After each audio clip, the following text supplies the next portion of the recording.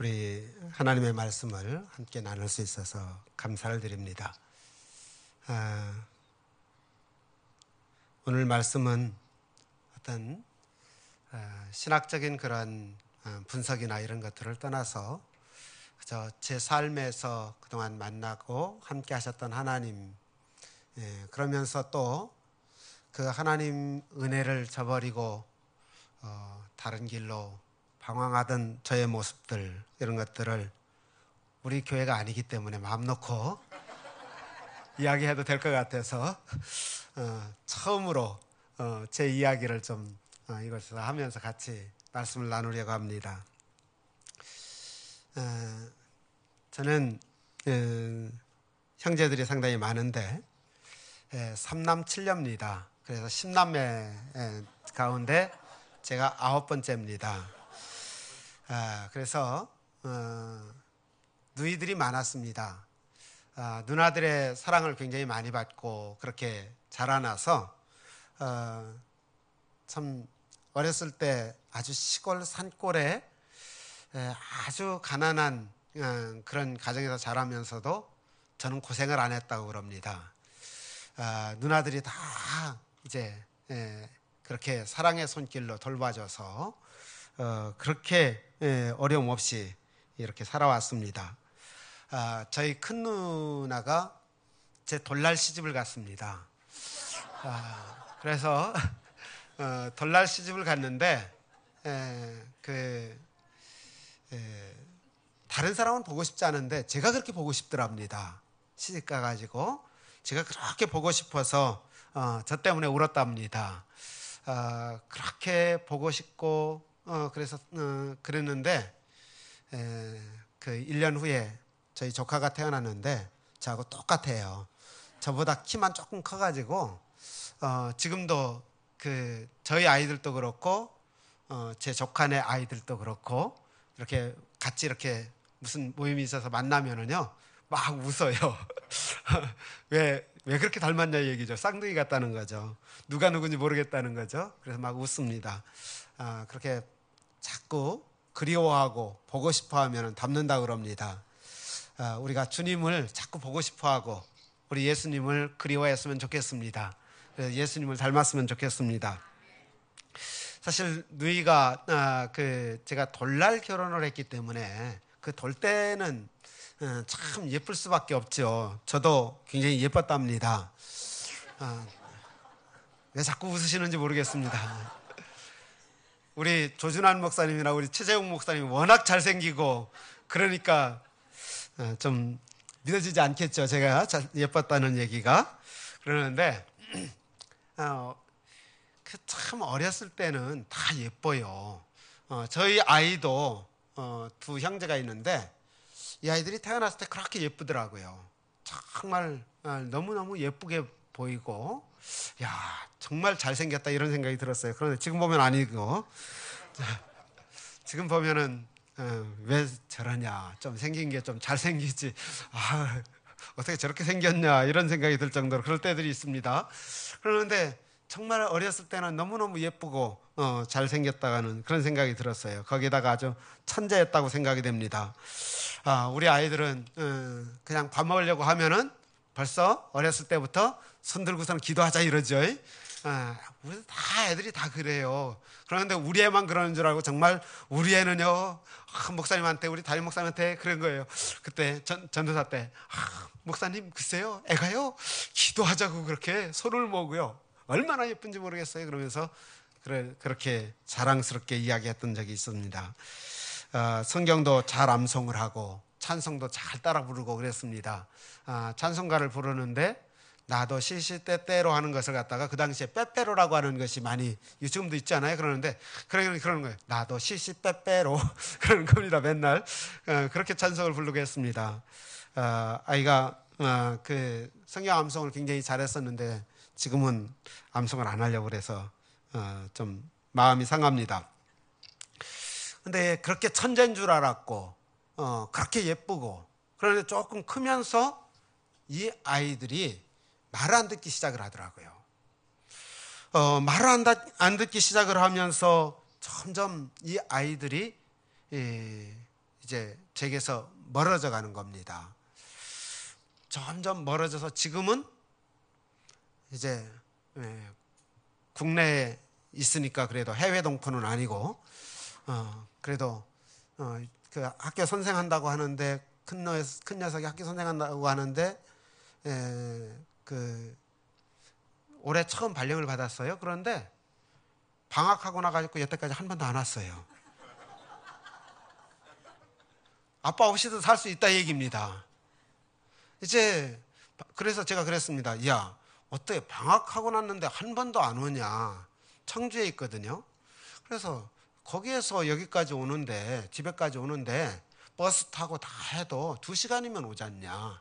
그런데 어떻게 안 올 수가 있냐. 그랬더니 하는 소리가 나도 이해가 안 가요. 그러더라고요. 나도 이해가 안 가요. 그러면서 일이 그렇게 많고 그래서 못 온다고 하면서 그런 얘기를 하길래 야, 아무리 일이 많아도 방학 중인데 한 번도 못 온다는 건 나 이해 못 하겠다 그랬더니 저도 이해가 안 되는 일이 이렇게 벌어지고 있네요. 그렇게 얘기를 하면서 안 오고 있습니다 했든지 작은 녀석은 작은 녀석대로 뭐 얼굴 보기가 어렵습니다. 대학생 방학 중인데 얼굴 보기가 어렵습니다. 그만큼 멀어진 겁니다. 어렸을 때는 참 같이 이렇게 잘 함께 있고 같이 무슨 일을 하든지 같이 했었고 눈싸움도 하고 여름에 수영장도 가고 풀장도 가고 뭐 저 에버랜드 같은 데도 가고 그러면서 같이 놀았는데 이제는 휴가 때에 우리 한번 어디 갈까 그러면은 엄마 아빠나 다녀오세요 이렇게 되어지죠. 점점 멀어진 겁니다. 이런 이 모습을 보면서 어렸을 때는 안 그랬는데 이런 생각들이 많이 들어요. 그런데 어렸을 때도 보면은 하라는 공부는 하라는 것들은 잘 안 하고 하지 말라는 거는 어떻게 그렇게 잘하는지 어느 날은 이제 신방을 하고 교회 가 있다가 집에 가보니까 없는 겁니다. 어디가 있느냐? 찾고 찾아도 없어요. 그런데 PC방에가 있더라고요. 그 담임선생님이 어느 날인가는 그러는 겁니다. 우리 아이가 PC방에 자주 간다는 거예요. 그 초등학교 담임선생님이 하는 소리가. 그러면서 좀 관심을 가지셔야지 되겠어요 하고서는 연락이 왔습니다. 그래서 가지 말라고 그랬는데 또 간 겁니다. 많이 때렸죠. 가지 말라고. 그런다고 해서 되는 것도 아닙니다. 하여튼 때를 쓰고 자기 마음대로 자기 고집대로 하려고 합니다. 점점 아이들이 경험이 쌓이면서 엄마 아빠 없이도 살아갈 수 있다고 하는 생각이 들어집니다. 지식이 더해지면서 점점 부모가 최고가 아니라고 하는 사실도 알게 됩니다. 그러면서 부모와 멀어집니다. 어느 때는 부모를 우습게 보는 것 같은 그런 느낌들이 들어질 때들이 있습니다. 무슨 얘기를 하면은 아빠하고는 세대 차이 나요. 그러면서 이야기를 안 하려고 합니다. 아빠 무슨 얘기하면 알아나 들어요? 그러면서 무시하려고 합니다. 저는 나름대로 상당히 그래도 대화를 해보려고 애를 쓰는데 그때마다 거절을 당합니다. 그럴 때마다 속이 상합니다. 마음이 상합니다. 나는 저에게 좀 다가가려고 그러는데 거절하는 겁니다. 이 세대 차이가 난다고. 그리고 어떤 요구를 하면은 아빠 요즘엔 그렇게 살아가지고 못 살아요. 이렇게 얘기를 합니다.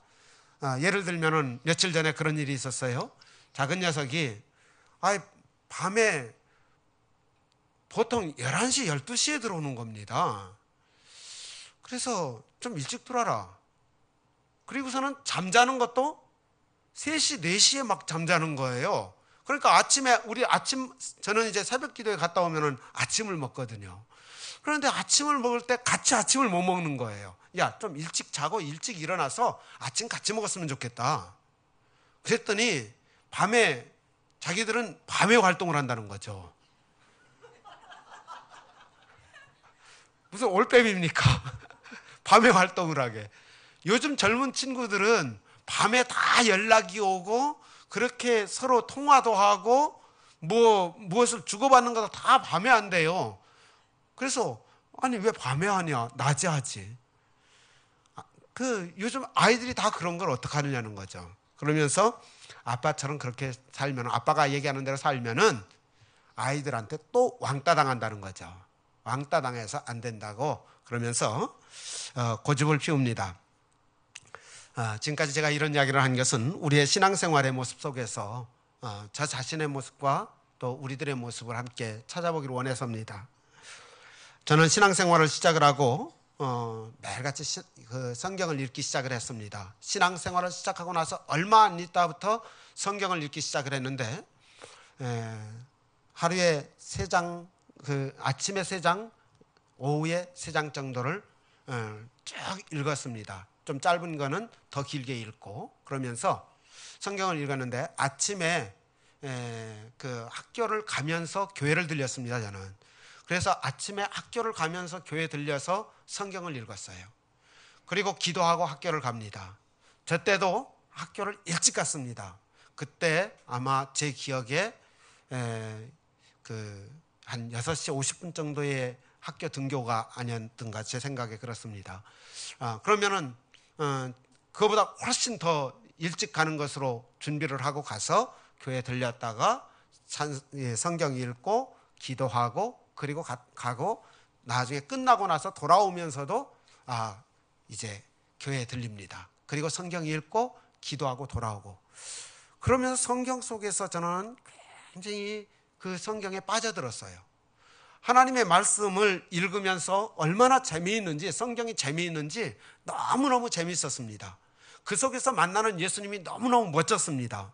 그래서 내가 여자라면은, 그 당시에 여자였다면은 아마 예수님 절절절절 따라다녔겠다 이런 생각이 들어지면서 막 성경을, 복음서를 읽고 성경을 읽고 그러는데 성경 속에서 하나하나 이제 내게 부딪혀오는 말씀을 암송도 하고 그러면서 그 성경 속에서 은혜를 받았습니다. 예배 시간에 설교를 듣습니다. 목사님의 말씀이 쏙쏙 들어오고 얼마나 은혜가 되는지 몰랐습니다. 성경을 읽고 목사님의 말씀을 듣고 그러면서 제가 신앙이 점점 자라게 되어지죠. 학생 때에도 요즘처럼 학원을 별로 그렇게 안 다녔으니까 그런지 몰라도 수요 예배, 철야 기도에 빠져본 적이 없습니다. 그러면서 은혜가 오고 그런 가운데 이제 기도에 대한 그런 응답의 체험들이 점점 많아지더라고요. 하나님 앞에 기도하고서는 학교를 가면은 학교에서 어떤 큰 일이 있을 그런 때에도 그냥 넘어가는 겁니다. 학교에 가면서 불안하고 염려가 되고 걱정이 됐었던 일들이 그냥 해결이 되어지는 겁니다. 그래서 그런 재미가 있으니까 다음번에 어떤 불안이 오고 염려가 되고 걱정이 될 때는 어떻게 하겠습니까? 교회 가서 더 열심히 기도하고 가는 겁니다. 또 걸어가면서도 막 기도를 합니다. 그러는데 정말 기도하면은 기가 막히게 그 일들이 비껴나갑니다. 정말 신기했습니다. 그러면서 기도하기를 걸어가면서 기도하고 무슨 일을 하면서도 기도하고 학교에서 청소를 하면서도 그냥 속으로 기도하고 버스를 타고서도 기도하고 기도하는 것이 늘 일상생활이 되어지기 시작을 하더라고요. 교회 가면은 성경을 읽고 걸어가면서 기도하고 기도하면은 응답이 오고 그럼 그렇게 신앙생활을 하니까 재미가 있을 수밖에 없죠. 신앙생활의 초창기에 처음 신앙생활 하면서 저는 얼마나 신앙생활이 재밌었는지 모릅니다. 여기도 그런 분들 계시겠죠? 그런 경험들 다들 해보셨을 거라고 생각을 하고 지금 그런 단계에 계신 분들도 계실 겁니다. 그런데 이런 은혜를 받고 나서 제가 이 은혜를 어떻게 갚으면 좋을까 고민을 하면서 하나님 앞에 기도하다가 하나님의 부름을 받고 신학교를 가게 됐습니다. 신학교에 가서 학문을 배우고 나중에 목회자가 되어서 생활을 하면서 그러면서 목회자가 되고 나서 오히려 신앙이 식어졌어요. 제 신앙이. 저는 우리 성도님들에게 우리 목사님을 위해서 우리 부목사님들, 전도사님들 위해서 기도 많이 해주시길 부탁을 드리고 싶어요. 목사들이 신앙이 목사가 됐으니까 굉장히 좋아질 것 같은데 그게 아니더라고요. 제 경험으로는. 우리 조 목사님이나 여기 목사님들은 아닐 겁니다만은 제 경험 얘기입니다. 이제 예배 시간에 예배를 인도를 합니다.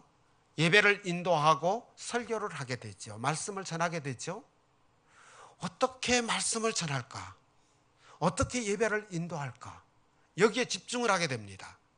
그러다 보니까 예배에 내가 예배자가 되는 것이 아니라 예배의 인도자가 되어지고 그저 예배를 갖다가 말씀을 전하는 자로 있게 되어지지 내 스스로가 하나님 앞에 감격하면서 예배드리는 그 감격이 사라져버린 거예요. 이 예배의 감격을 잃어버렸더라고요. 제가. 저는 오늘 여러분들에게 하나님의 말씀을 전하는 이거 참 말씀 잘 전하더라 이런 얘기 듣고 싶지도 않고 또 뭐 어떤 이야기도 듣고 싶지 않습니다. 다만 저는 오늘 예배의 성공자가 되고 싶습니다. 저 자신이 하나님 앞에 예배드리는 자로 서고 싶습니다. 제가 하나님 앞에 예배드리는 자로서 정말 이 말씀, 제가 전하는 이 말씀이 저 자신에게 하는 이야기고 저 자신이 들어야 할 말씀이라고 생각을 하고 저는 이 말씀을 전합니다. 여러분들도 제게 전하는 이 말 속에서 여러분들도 은혜가 되어졌으면 좋겠다고 생각은 합니다. 여러분들에게 정말 이러한 이 목회자로서의 고민, 목회자로서의 그런 갈등들을 내놓고 이야기하는데 여러분들 이 목사가 예배 기술자가 되더라고요. 예배 기술자. 무슨 얘기인지 아시겠습니까? 예배 인도를 그냥 습관적으로 하면서 기술적으로 예배 인도만 그냥 하면 되는 거예요. 말씀을 전하는 데 있어서도요. 말씀을 전하는 데 있어서도 이 말씀을 전하는 것이 기술적으로 신학에서 배운 것을 갖다가 그냥 적용을 해가지고서는 그것을 하면은 돼요. 그런데 말씀을 전하고 났는데 내게 감동이 없어요. 말씀을 전하긴 전했는데 내게 감격이 없어요. 하나님 앞에 찬송을 드렸는데 내게 고백이 담겨져 있지 않고 그 찬송 속에 고백이 담겨져 있지 않고 그 찬송을 불렀는데 내 마음 속에 시원함이 없어요. 예배를 드리긴 드렸는데 공허한 겁니다. 분명히 성도들 속에서는 목사님 오늘 은혜 받았어요. 말씀 참 얼마나 은혜 됐는지 몰라요. 이렇게 이야기하는 성도들이 있었습니다. 그런데 제 마음속에는 공허한 거예요. 왜? 제 자신이 예배에 실패했기 때문입니다. 아무리 다른 것들이 채워져도 하나님과의 관계 속에서 하나님이 내게 부어주시는 은혜가 하나님이 부어주시는 충만함이 없을 때에는 만족함이 있을 수가 없는 겁니다. 결국 이러한 예배의 실패는 내 삶을 삭막하게 만들고 결국 내 삶에서 진정 하나님과의 교통이 끊어져 버린 멀어져 있는 저 자신을 어느 날 발견하게 됩니다. 이렇게 해서는 안 되겠다. 이렇게 예배 드리는 이런 사람이 되어져서는 안 되겠다.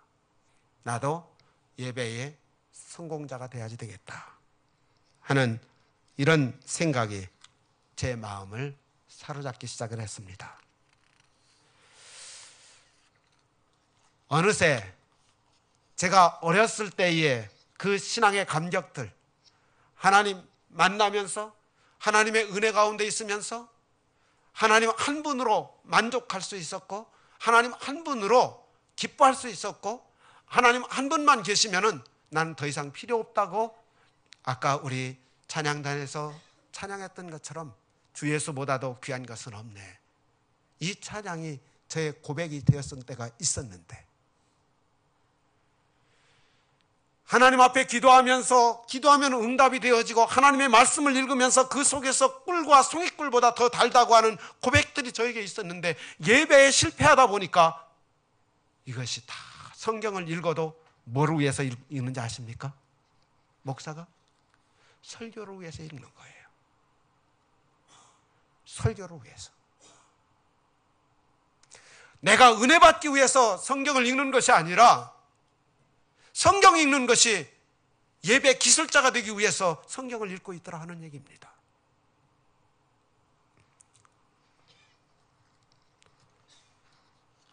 이렇게 되어져서는 결국은 예배에 그 예배를 인도하는 것은 잘 할 수 있을지 몰라도 나 자신은 하나님 앞에 버림받을 수 있겠다고 하는 그러한 절박함이 저에게 왔습니다. 어렸을 때의 신앙으로 돌아가야겠다고 하는 생각이 들었습니다. 철저하게 하나님 앞에 기도하면서 살았던 생활. 어린아이들은요, 특징이 뭐냐 하면은, 어린아이들의 특징 가운데 하나가 뭐냐 하면은 자꾸 묻는다는 거예요. 엄마 이거 뭐야? 엄마 이거 왜 이래? 엄마 이거 어떻게 해? 물어요. 자꾸 물어요. 그리고 어려운 일이 있으면은 엄마 이것 좀 도와줘? 부탁도 해요. 그런데 크면서는요, 묻지 않아요. 왜 묻지 않죠? 내가 다 안다는 거죠. 내가 다 할 수 있다는 거죠. 내 힘으로 얼마든지 가능하다는 거죠. 그러면서 부모와의 사이가 멀어지는 것처럼 우리 신앙생활에서도 내가 하나님 앞에 묻지 않고 하나님 앞에서 내 자신이 도와달라고 부탁도 안 하고 내 힘으로 예배를 인도하고 내 힘으로 설교하고 그러면서 어느새 나는 어른이 되어 있는 겁니다. 신앙적으로 이것은 타락의 시작이 된 겁니다. 어린 아이의 그 모습을 버리고 어렸을 때의 신앙을 버리고 처음 신앙을 버리고 요한계시록에 나오는 그 말씀대로 첫사랑을 잃어버린 그런 모습이 되어진 겁니다.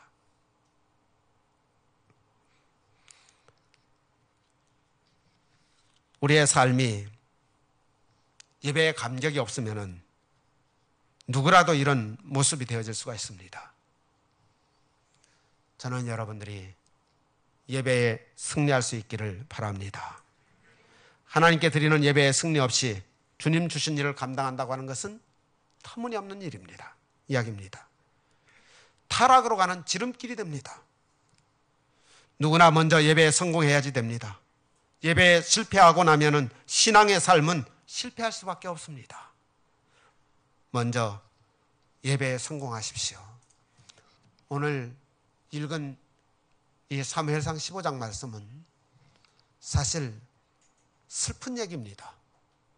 사울이 하나님 앞에 버림을 받고 이제는 왕으로서 더 이상 길게 가지 못할 것이라고 하는 이러한 책망을 듣는 슬픈 이야기입니다. 사울 왕이 왜 하나님 앞에 버림을 받았습니까? 그가 버림받은 것은 예배의 실패에서부터 시작이 됐습니다. 사무엘상 13장에 보면은 이스라엘 백성들이 길갈에 진을 치고 있습니다. 이 사울과 함께 진을 치고 있는데 그 맞은편에 블레셋 사람들이 진을 쳤습니다. 보니까 블레셋 사람들이 얼마나 많이 이 군대가 많은지 이스라엘 사람들이 겁을 먹었습니다. 이 이스라엘 군사들이 겁을 먹고 도망가기 시작을 합니다. 그런데 오기로 했던 사무엘은 오질 않습니다. 와서 제사를 지내고 그리고 하나님의 은혜를 힘입어서 하나님의 도움을 받아서 저 블레셋과 싸워야 되는데 군사들은 다 도망가죠. 자꾸 하나하나 도망가기 시작을 하죠. 블레셋은 강하게 저 앞에 있지요. 사무엘은 오지 않지요. 사울이라도 제사를 드리는 것이 당연한 것 같지 않습니까? 사무엘이 오지 않는데 사울 자신이라도 예배를 드리고 그리고 전쟁에 나가려고 하는 것이 기특해 보이지 않습니까? 신앙의 사람처럼 보이지 않습니까? 그런데 왜 하나님께서 이 사울을 버리시느냐는 거예요.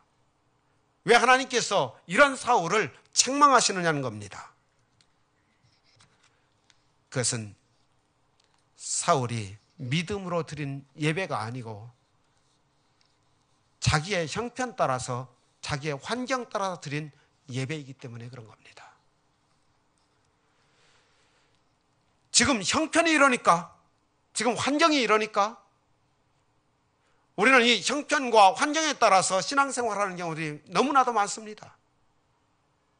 그런데 성경에 나오는 인물들은 형편 따라서, 환경 따라서 그렇게 신앙생활하는 것이 아니었어요.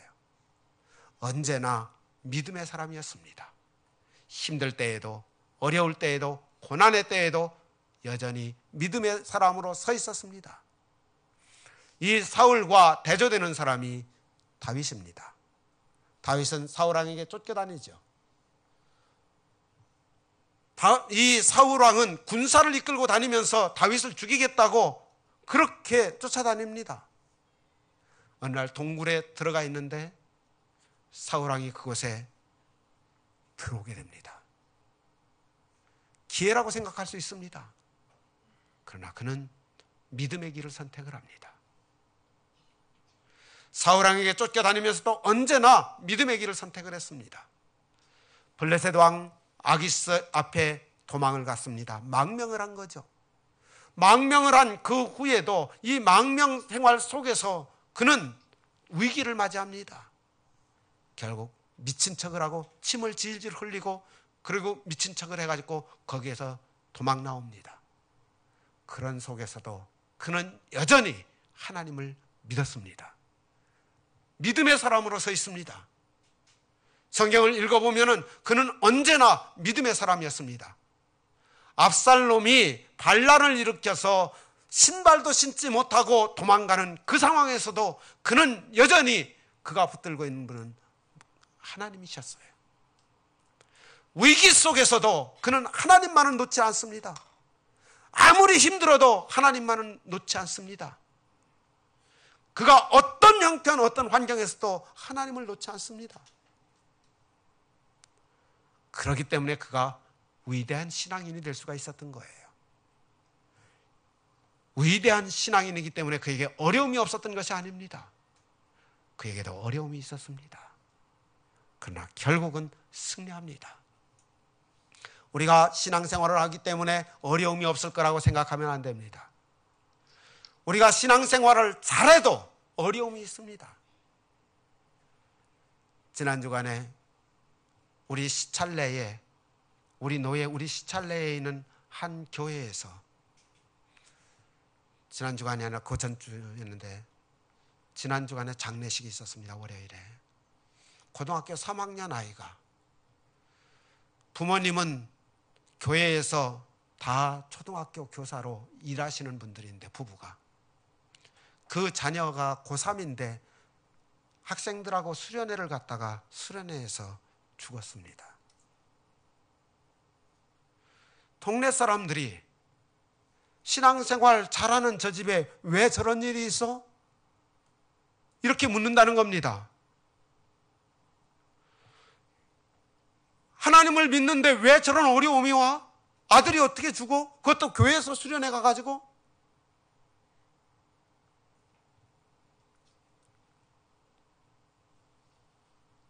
우리가 신앙생활을 하기 때문에 우리에게는 어려운 일, 고난의 일, 고통의 일, 우리가 감당할 수 없는 일, 이런 일들이 없을 것이라고요? 아닙니다. 우리에게도 고난은 있고 고통은 있고 우리 믿는 사람들에게도 여전히 힘드는 일들이 있을 수 있습니다. 그러나 그 속에서, 그 어려움 속에서, 그 고난 속에서 우리는 여전히 믿음으로 서 있을 수 있도록 하나님은 우리를 도와주십니다.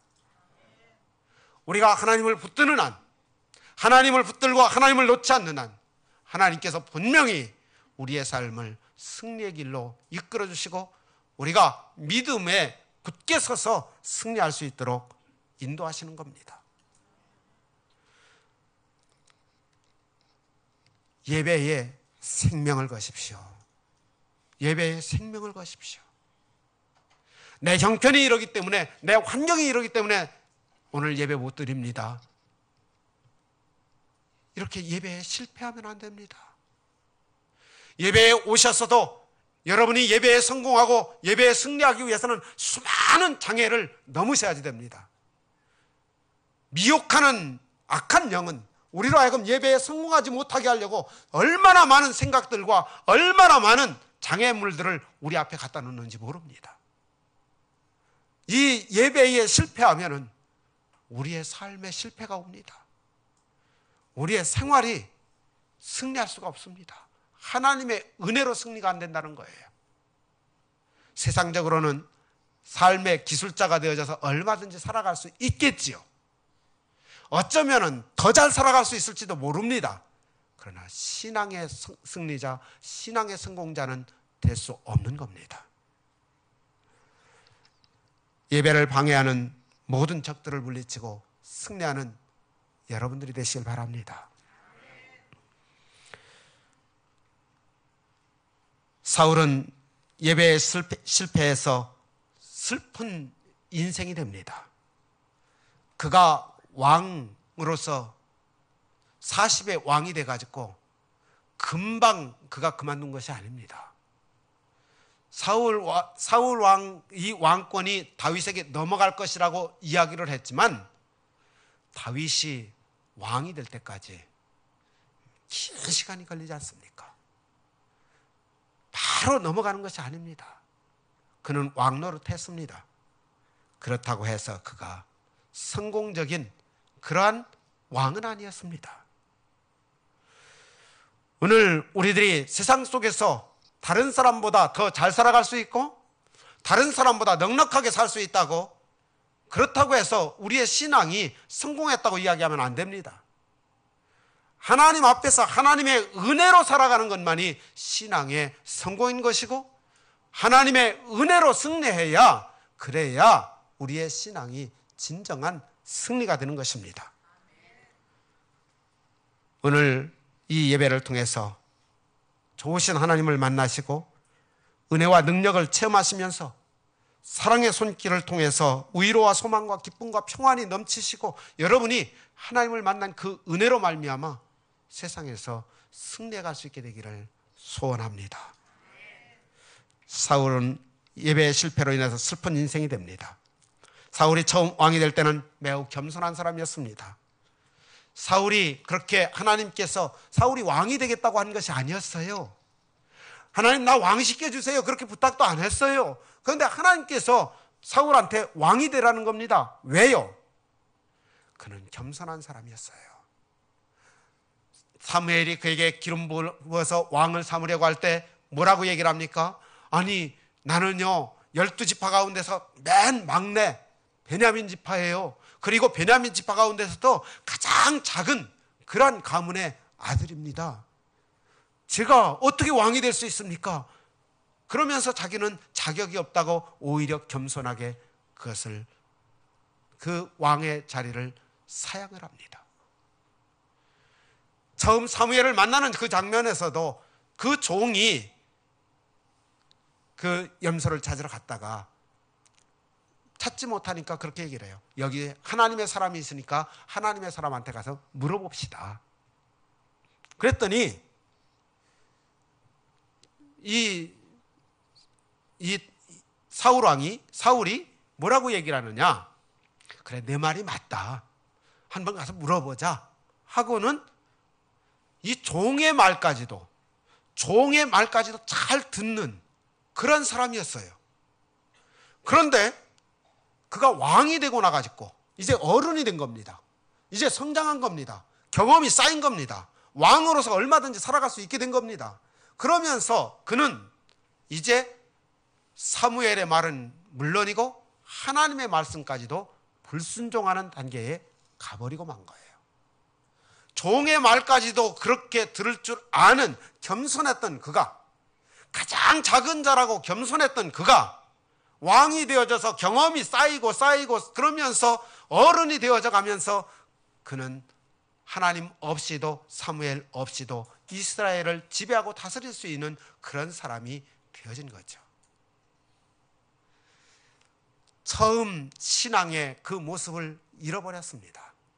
처음 왕이 될 때의 모습을 잃어버렸습니다.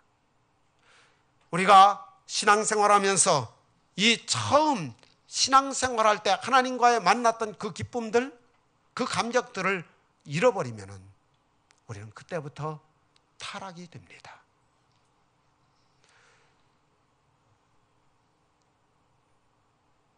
제가 하나 빼놨던 이야기들 가운데서 그 신앙생활 하면서 여러분들도 다 경험해 보셨을 겁니다.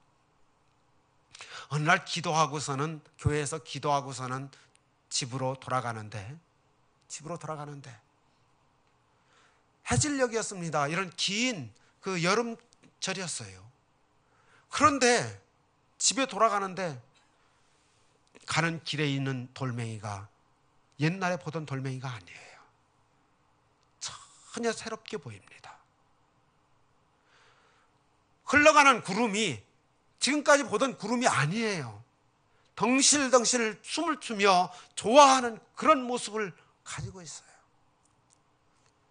스쳐가는 바람결이 얼마나 신선하고 얼마나 좋은지 그 바람 소리가 찬양하는 소리처럼 들려요. 이전에 경험해 보지 못했었던 그러한 신비한 경험을 하면서 정말 그때는 예수님 한 분만 계시면은 더 이상 아무것도 필요 없겠더라고요. 예수님 한 분이면 되겠더라고요. 주님, 나 다 필요 없어요. 주님과 함께 하기를 원합니다. 주님과 같이 살기를 원합니다. 이것이 저의 고백이었습니다. 그런데 그 처음 신앙생활 할 땐 그런데 점점 어른이 되면서 그게 아니에요. 이것도 필요한 것 같고 저것도 필요한 것 같고 변질되어 가기 시작을 합니다.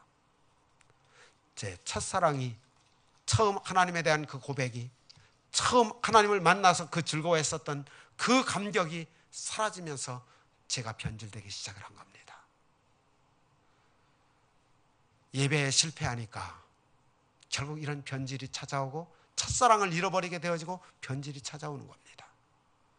이 변질은 결국 하나님 외에 다른 것들을 필요로 하게 만들었습니다. 명예도 필요한 것 같고 재물도 필요한 것 같고 권세도 필요한 것 같고 이것저것들이 필요한 것처럼 느껴집니다. 제게 쥐어져 있는 것들을 놓칠 못합니다. 다 내려놓을 수 있을 것 같았는데 하나님 앞에서 하나님에 대한 사랑이 식으니까 내려놓질 못해요. 마치 엄마만 있으면 되었던 아이들이 어느새 장난감 가게 앞에서 마치 엄마는 없어도 장난감은 꼭 필요하다고 우기는 것처럼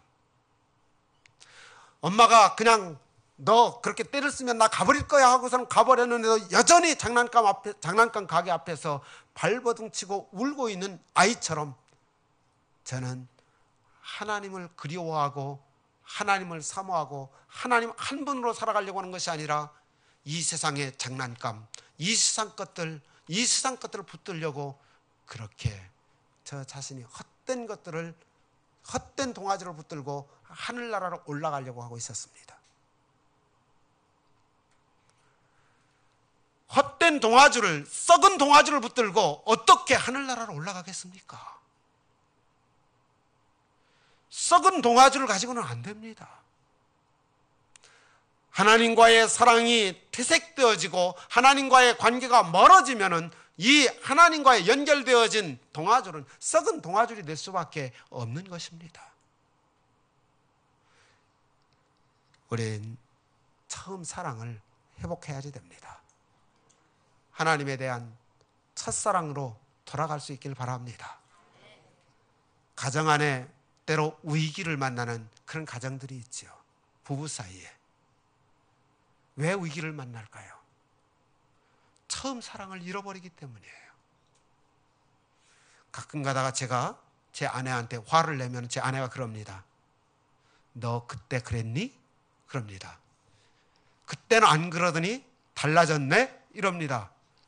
그러면은 제가 아무 소리도 못해요. 신학교 다니면서 공부는 안 하고 연애만 했거든요, 제가. 그래서 신학교 동기하고 결혼을 했지 않습니까, 제가. 그렇게 학교 선생님들이 다 알고, 저희 학교에서 저희 부부를 모르면 간첩이라고 그랬으니까요. 그 당시 학교 안 다닌 사람입니다. 그럴 정도로 연애를 했는데, 그런데 지금 뭐 좀 기분 나쁘다고 성질 내고 뭐 하면, 너 그때 안 그랬잖아. 이러면은 그때로 다시 돌아갈 수가 있게 되더라고요. 그때. 그런데 그때로 돌아가면은 그렇게 행복할 수가 없어요. 그때로 돌아가면. 처음 사랑을 잃어버리기 때문에 삭막해지고 재미가 없는 겁니다. 오늘 가정으로 돌아가셔서 처음 연애할 때의 그 모습으로 한번 돌아가 보시기 바랍니다. 별로예요? 여러분, 돌아가시면 행복해질 수 있습니다. 가정 안에서 부부가 행복해질 수 있습니다. 정말 연애할 때의 그 모습, 그런 모습으로 가끔 갔으면 좋겠어요. 돌아갔으면 좋겠어요. 손잡고 영화관도 가시고, 손잡고 걷기도 하시고, 그러면서 그때로 한번 돌아가 보세요. 행복할 수 있습니다. 신앙생활 행복하게 하는 비결이 어디 있습니까? 처음 사랑으로 돌아가는 겁니다. 하나님을 만났던 첫사랑으로 돌아가는 겁니다. 우리들이 타락하고, 그리고 우리 힘으로, 하나님의 능력이 아니라 우리의 힘으로 살아가려고 그러면은 점점 하나님과의 관계는 멀어지고, 결국 하나님 앞에서 숨고, 하나님, 오늘 하나님 오시면 어떡하지? 어떤 목사님이 종말에 대한 설교를 하시면은, 오늘 하나님 오시면 어떡하지? 나 회개할 것도 아직 다 못하고, 아직 뭐 할 것도 많고, 그런데 이런 생각이 돼서 하나님이 오시기를 늦게 오셨으면 좋겠다고 생각이 되어져요. 하나님이 안 보셨으면 좋겠어. 내가 이러는 건 하나님이 좀 안 보셨으면 좋겠어. 이런 것들이 생겨납니다. 타락이 되어지면. 지금 이 자리에 함께 계셔서 나를 도와주시고, 이 자리에 함께 계셔서 나에게 힘이 되시고, 이 자리에 함께 계셔서 능력이 되셔야지 되는데, 하나님이 지금 이 모습을 안 보셨으면 좋겠다고 하는 이런 생각이 드는 그런 일들을 타락하니까 하게 되더라는 것이죠. 하나님 앞에서 우리가 돌아서야지 됩니다. 하나님 앞에서는 언제나 어린아이가 돼야지 돼요. 하나님 앞에서는 언제나 어린아이처럼 자꾸 물으세요. 하나님 어떡할까요? 하나님 이런 일이 있는데 어떡할까요? 하나님 어떻게 했으면 좋겠습니까? 하나님 이것 좀 도와주세요. 하나님 내 힘으로 안 되니까 하나님 도와주세요. 하나님한테 자꾸 구하세요. 어린아이는 자꾸 구하는 겁니다. 부모님 앞에서도 교만하지 말고 언제나 부모님 앞에서도 어린아이가 되시기 바랍니다. 아이들이요 조금 컸다고 그러는 거 보면은 참 마음이 상해요. 부모로서. 물론 제가 다 해주지 못하고 잘해주지 못했으니까 할 말은 없습니다. 그런데 마음 상합니다. 우리가 하나님 앞에서도 우리가 하나님 마음대로, 하나님 뜻대로 살지 않으면 하나님이 얼마나 마음 상하시겠어요.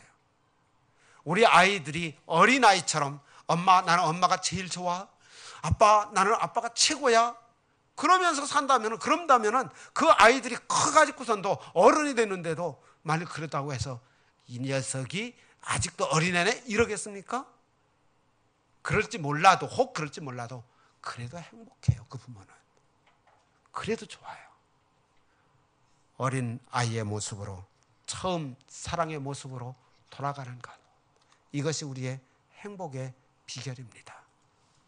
여러분, 교회에서 멀어지고 목회자와 멀어지고 하나님과 멀어지는 그런 삶이 아니고, 후퇴하고 뒤로 가고 그러는 삶이 아니고, 오히려 하나님 안에서 감격하면서, 하나님 내가 이런 은혜를 주셨으니까 감격하면서 더 앞으로 전진해 가고 더 열심히 봉사하고 어떻게 하나님의 은혜에 감사할까 감사하는, 내 삶을 더 드리지 못해서 안타까워하면서 몸부림치는 그런 모습이 신앙생활의 행복입니다. 여러분, 처음 사랑을 회복하셔서 여러분은 타락하지 마시고 여러분의 삶 속에서 늘 승리하고 그리고 행복한 신앙의 길을 가시는 여러분들이 되시기를 바랍니다. 같이 기도하겠습니다.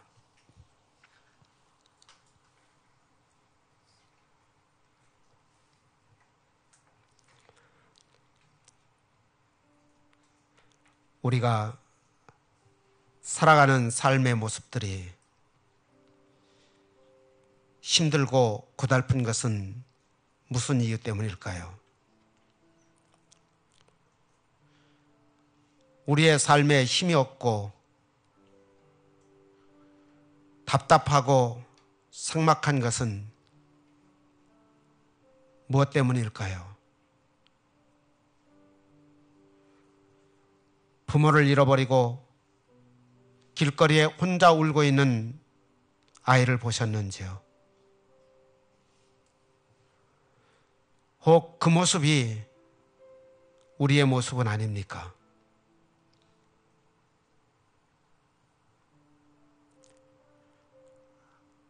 우리를 그처럼 사랑하시는 주님을 떠나서 주님 없이 살기 때문에 기쁨이 없고 평안이 없고 소망이 없고 오히려 두려움과 염려와 근심과 걱정만 가득한 그런 삶은 아닌지요?